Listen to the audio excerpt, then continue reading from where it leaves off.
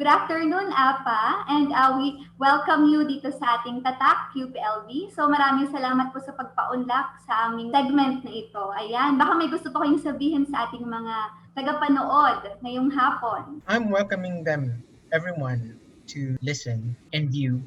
And yun lang siguro. Thank you. So dahil po dito kayo kumuha ng inyong studies no sa UPLB, ano po ang sa tingin nyo ang UPLB noon? But ito po yung pinili nyo na school? Actually, I didn't have the vaguest idea. Kaya lang kasi when I was high school freshman, nag-camping kami sa Makiling. And there's this walking tour, bababa kayo ng LB, ganyan. And then I saw yung auditorium, so no, not the auditorium, yung main library. And for a 13-year-old kid na from the, taga-Pangasinan kasi ako, dagupan eh. I was so wide-eyed and I thought yun na yung buong university. So manghang-mangha talaga ako doon. And then, nag-proceed kami, we walked papunta doon sa may grounds, the soccer field. And I thought, wow, high-end subdivision ito ah. Well, that was me, a 13-year-old kid, So sabi ko, parang maganda mag-aral dito. So dito ako mag-aaral. So sabi ko gano'n. And then, nung senior years na ng high school, kasama ako dun sa top 10. And then sa school namin kasi, kung top 10 ka, dapat pasado ka ng UPCAT. So ginawa kong first choice, UPLB. Ang second choice, kundi Liman. The rest is history. So for a 13-year-old kid, I didn't have any idea about what UPLB is. I didn't know the campus. Alam ko lang UP. Even when I was a kid, sabi ng tita ko, dapat mag-aral ako sa UP. Yun lang ang alam ko. Pero nung nakita ko na ang Makiling, nakita ko na ang campus, sabi ko, ay, dito ako mag-aaral. That's it. So, malaking factor po pala yung mismong place, no? Yung talagang kagandahan ng UP Los Baños. Yun po yung nakapag-ano sa inyo. Yeah, because I come from a coastal city where it's so dry and mainit, hindi mapuno. And then suddenly, I'm surrounded by green, bundok pa. And honestly, the microclimate of the Los Baños area is different. Medyo cooler siya. So sabi ko, maganda dito ah. And of course, I mean, who could argue against yung campus natin na it's one of the most beautiful campuses ever in the Philippines. And I've seen a lot. Ayan. So punta po tayo, sir, sa extracurricular activities nyo nung kayo po ay nag-aaral. Are there any extracurricular activities that you have taken? And nakatulong po ba ito sa mabalance sa inyong student life? Isang UPLB student, hindi mawawala yung extracurricular activities. But you see, during our time, yung Lopez Avenue is really one dead thing. I mean, nobody goes there except to eat and then go back to the campus kasi most of the events are inside the campus, the plays, the concerts, etc. inside. So, nandun kami, tambay kami sa SU because the SU used to be very beautiful. Doon nagko-converge yung mga estudyante, group studies, chika-chika, etc. etc. And then in the afternoon, after 5, nanonood kami doon sa field, yung soccer fields, etc. Yun lang ang aming ginagawa. Nothing fancy. We didn't have cell phones. Very few have cars. Nasa loob and sa dorm.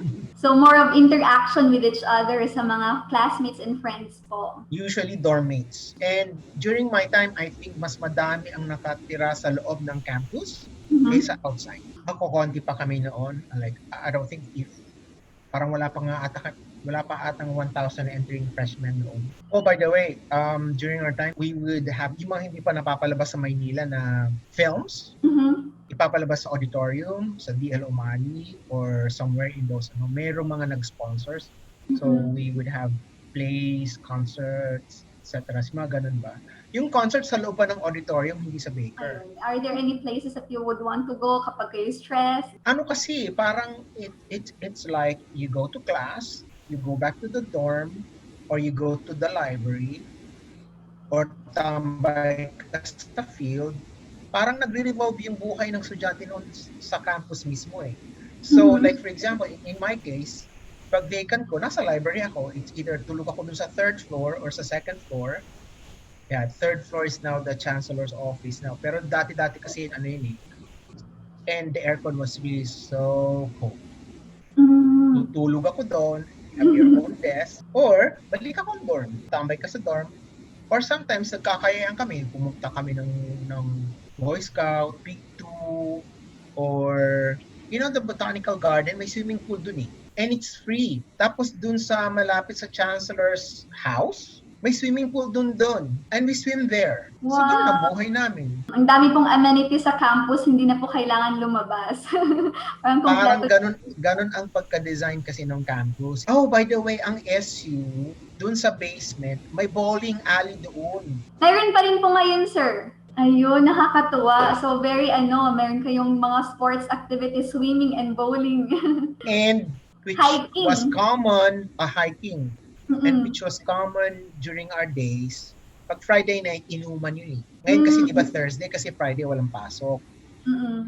Noon, Friday night, inuman yun. And pwede ka pa mag-inom sa dorm. Ay, allowed po siya. Nag-iinuman nga kami sa grounds eh.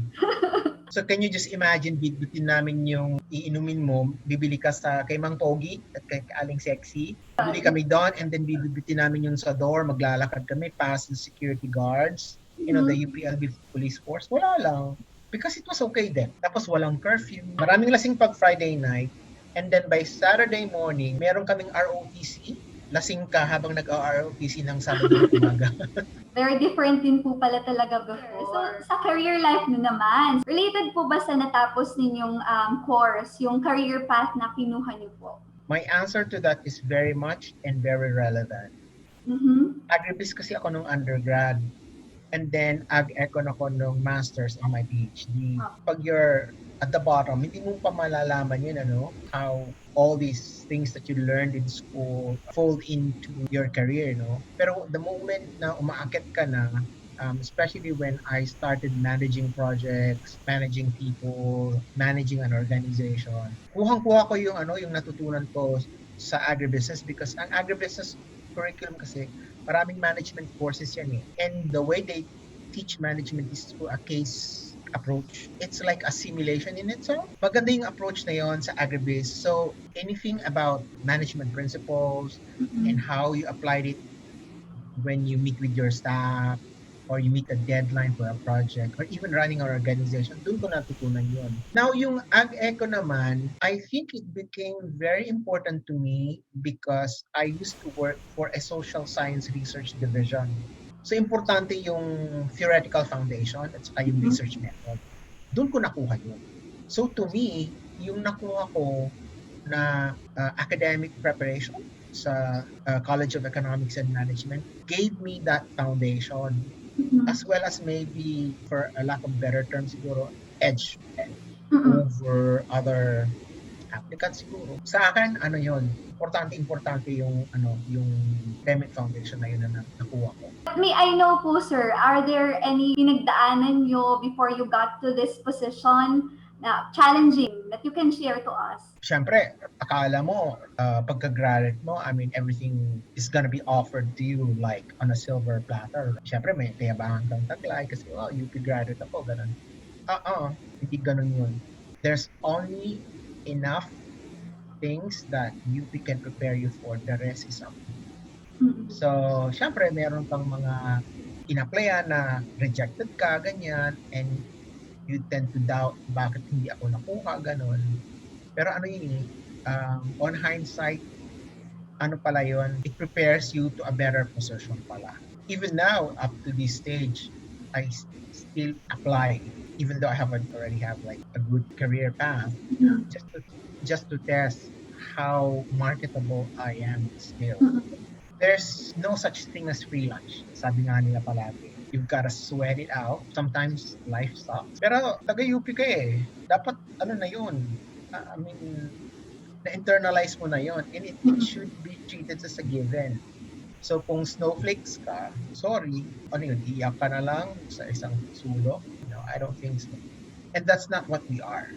And that's not how UP trained us. So talagang na-prepare po tayo for those kind of situations, no? So kahit challenging, kahit na may mga rejections and all, tuloy pa rin because there are a lot of things that are in store for us pa rin kasi marami pa rin opportunities as open. And this is not only related to your job, It's also related to other opportunities in life. You apply for a scholarship, you apply for a job, promotion, etc. Hinubog ka dun eh. I mean, UP should have prepared you for that. And if UP prepared you for that, at pagdating mo dun sa ganong very challenging situation, hindi ka makakope, go back to your inner core because somehow UP prepared you for that. Yun ang aking masasabi. Ang ganda naman nun, sir. So, kasi kahit na ang tagal na po natin sa ating career, still, kailangan nating bumalik dun sa foundations. Do you have anything that you want to say, sir, sa ating mga mag-graduate this Saturday? Do you have any advices for them? I think they're ready. They're ready to explore the world. Sa palagay ko my advice in all humility, however, is in all of their pursuits, I think I can say three things. Take heed, yung palagi sinasabi natin na honor and excellence. Mm-mm. Take note, it's honor and excellence, hindi or. They go together. In your pursuit of excellence, honor should always be there. If you'd like to pursue honor, excellence should also be there. Kaya tandem yun palagi. Hindi pwedeng honor lang or excellence lang. It's gotta be both. That's number one. Number two, let's exert effort and time to look back and give back. Mas maganda sana if you already pay forward. Importante yon. Di ba may kasabihan na ang hindi marunong lumingon sa pinanggalingan, hindi makakarating sa paroroonan. Totoo yun. And number three is, for all graduating students now, UPLB is or was part of your destiny. But God willed it. Because of that, you should give thanks with all your grateful heart to Him because He willed it that UPLB becomes part of your destiny. Hindi pa tapos ang destiny mo, syempre, no? But God willed that. You should be thankful for that. Thank you so much po. Even I'm inspired dun sa mga nabanggit niyo pong advice. Can we hear po yung Tatak shout out? Ako si Albert Perez Aquino. Tatak UPLB ako.